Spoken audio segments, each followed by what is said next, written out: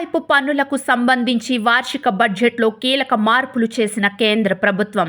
Tax deducted at source, tax collected at source సంబంధించి కొత్త rules ప్రకటన. ఏప్రిల్ 1, 2025 నుంచే అమలులోకి రానున్న మార్పులు.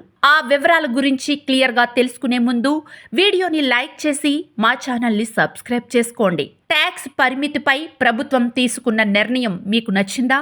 1 నచ్చింది, 2 నచ్చలేదు. మీ ఆన్సర్ని కామెంట్ బాక్స్లో కామెంట్ చేయండి. ట్యాక్స్ పేయర్లు, వ్యాపారులకు ప్రభుత్వం గుడ్ న్యూస్ చెప్పింది. వారికి భారీ ఊరట భారాన్ని తగ్గించేందుకు కేంద్ర ప్రభుత్వం గత నెలలో ప్రవేశపెట్టిన వార్షిక బడ్జెట్లో కీలక నిర్ణయాలు ప్రకటించింది. అందులో భాగంగా tax collected at source, tax deducted at source సంబంధించి కీలక మార్పులు చేసింది.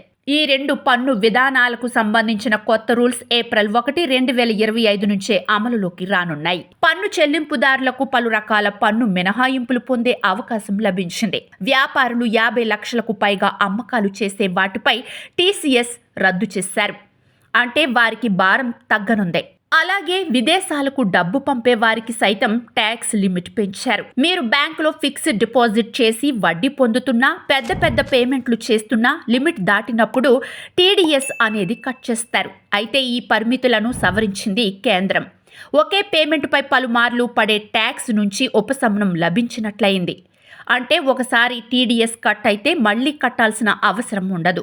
ఒకవేళ మీ పిల్లలు విదేశాల్లో చదువుతున్నప్పుడు వారికి పంపించే డబ్బులు లేదా కుటుంబ ఖర్చులు వంటి ఏదైనా కారణం చేత విదేశాలకు డబ్బు పంపే వారికి భారీ ఊరట లభించింది. ఇప్పటి వరకు విదేశాలకు 7 లక్షలకు మించి డబ్బు పంపితే TCS ట్యాక్స్ కట్టాల్సి వచ్చేది. ఇప్పుడు ఆ పరిమితిని 10 లక్షలకు పెంచింది కేంద్రం. అంటే 10 లక్షల రూపాయల వరకు ఎలాంటి ట్యాక్స్ లేకుండా విదేశాలకు డబ్బులు పంపించవచ్చు. అలాగే ఎడ్యుకేషన్ లోన్ ద్వారా డబ్బు పంపితే ఎలాంటి TCS కట్టాల్సిన అవసరం లేదు. ఇది విదేశాల్లో చదివే విద్యార్థులకు భారీ ఉపశమనంగా చెప్పవచ్చు. TCS సంబంధించి వ్యాపారులకు సైతం భారీ ఊరట కల్పించింది కేంద్రం.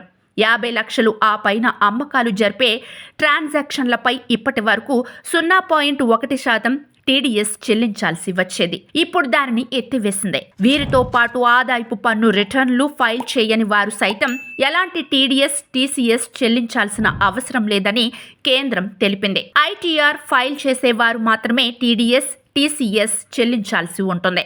ఇప్పటి వరకు వసూలు చేసిన TCSను ప్రభుత్వానికి జమ చేయకపోతే జరిమానా చెల్లించాల్సి వచ్చేది. అలాగే 3 నెలల నుంచి 7 ఏళ్ల వరకు జైలు శిక్ష ఉండేది. కానీ ఈ నిబంధనను బడ్జెట్ 2025లో మార్చింది కేంద్రం. అయితే ఇకపై ఇచ్చిన గడువులోపు జమ చేసినట్లయితే ఎలాంటి జైలు శిక్ష అనేది ఉండదు.